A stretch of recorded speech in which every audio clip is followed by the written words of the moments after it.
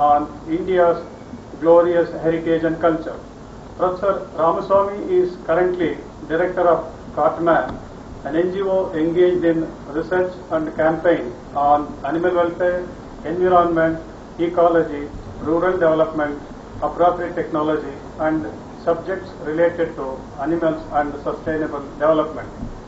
He is also the Managing Trustee of Indian Heritage Academy, which is engaged in research, training, and campaign on yoga, meditation, music, dance, philosophy, spirituality, religiosity, ethical and moral values, and several aspects of Indian philosophy and culture. Sir, what is meant by heritage? By heritage we mean whatever we have inherited in the distant past. It contains almost everything that you can think of: principles, concepts, perspectives, customs, tradition, philosophy, way of life, our attitudes, our behavior, everything that we have brought generation to generation. We have brought up to this today. Indian heritage and culture can be considered to be everything about our society, our attitude to man, animal and nature. What is culture? Culture, we can say, it's acharas, samskaras, way of life, traditions, the dress habits, food habits, and our rituals, our attitude towards God, everything that is to do with the behavior pattern of people, which is of course based on principles, religion, religiosity, philosophy, and the attitude of people. What is the uniqueness of India's heritage and culture? Well, India, every country, every civilization, every nation has a unique genius. India's unique genius is its spirituality, religiosity, philosophy, yoga, meditation, and ethical and moral values, vegetarianism, compassion to animals, respect for nature. A cultural, spiritual approach to everything in the world is what is called India's uniqueness. Now it so happens that out of 49 civilizations which existed prior to the Christian era, it is only the Indian civilization which is still living and vibrant. All other 48 civilizations in the world, like Inca, Maya, Euphrates, Tigris, Roman, Alexandrian, Egyptian, Greek, and Confucianism, all those civilizations are now dead and gone, leaving behind no trace of their ancient glory. The great Rome, at one time dominated the whole world, is today only the ruins, or I would say Rome is only the Colosseum. In the case of Greece, which had Socrates, Plato, Aristotle, Heraclitus, Dionysius, such great thinkers and philosophers, are today only in ruins.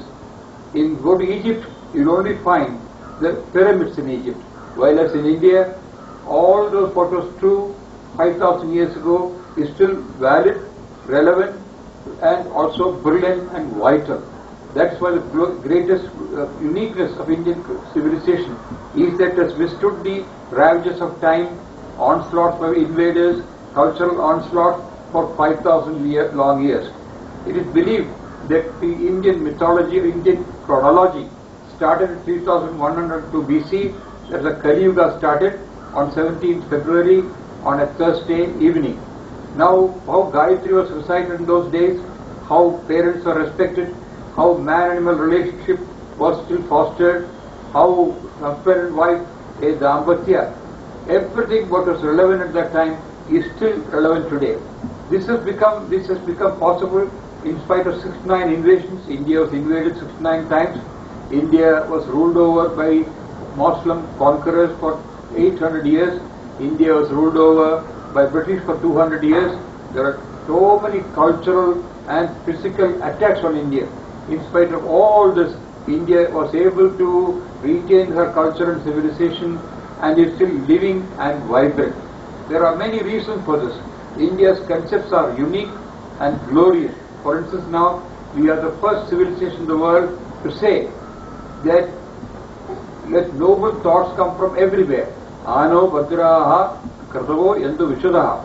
This is no noblest idea. In other parts of the world, conquerors and others vandalized. Libraries were burned, local cultures were erased, and new cultures were imposed on them.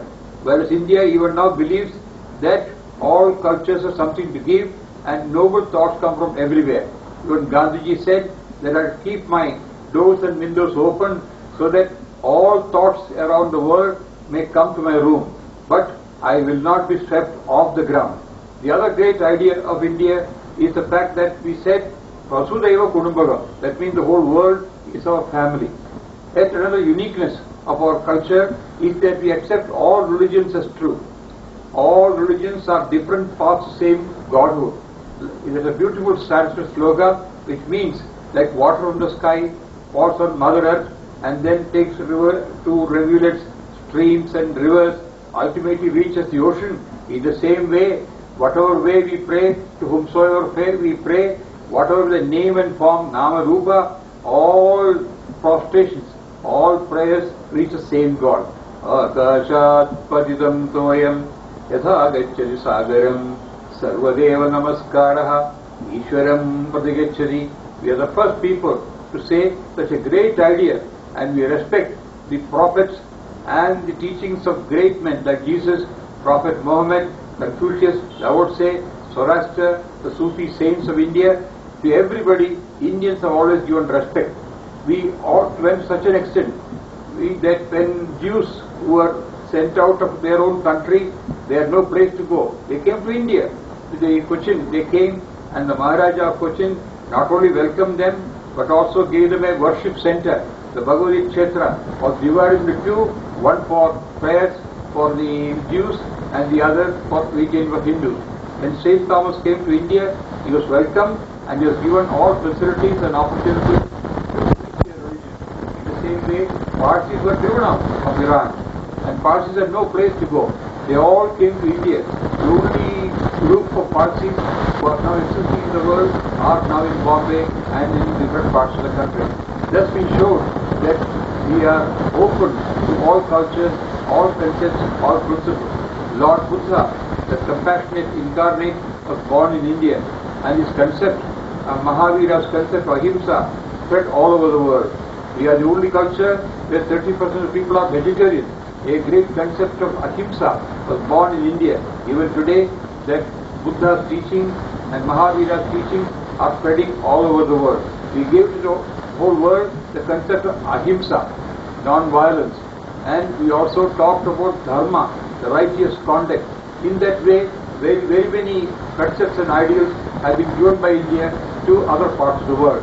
One more part I must say, the concept towards nature.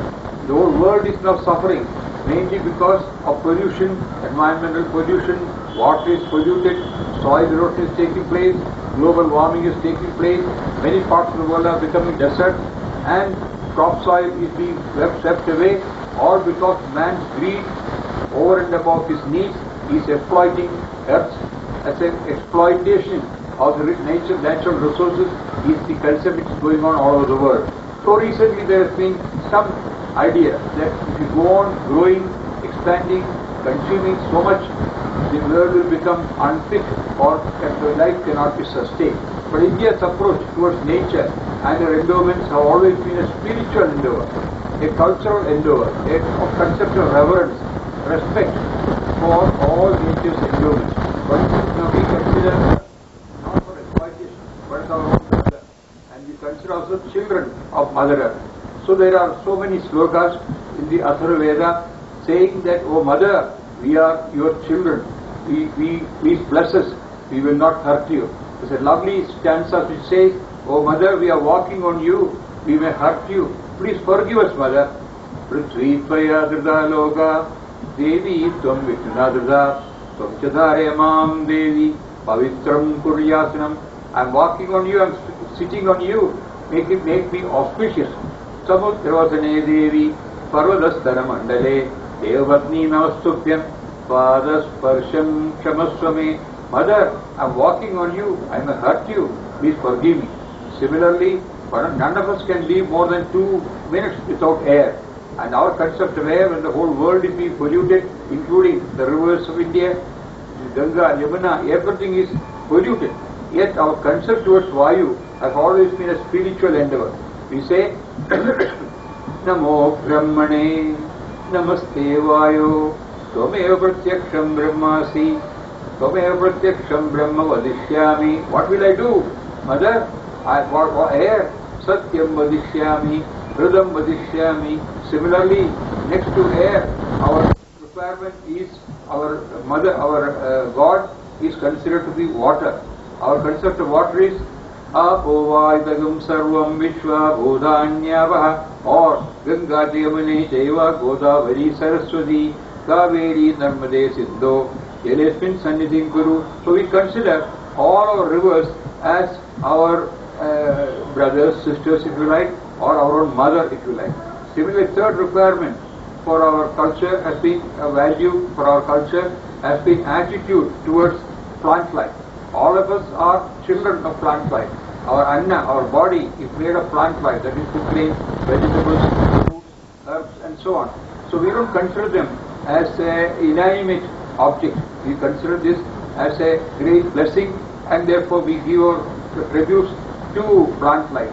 It's a beautiful Sanskrit slogan. Again we say, Namas Tulasi Kalyani, Namo Deva Priye Shubhe, Namo Moksha Prade Devi, Namas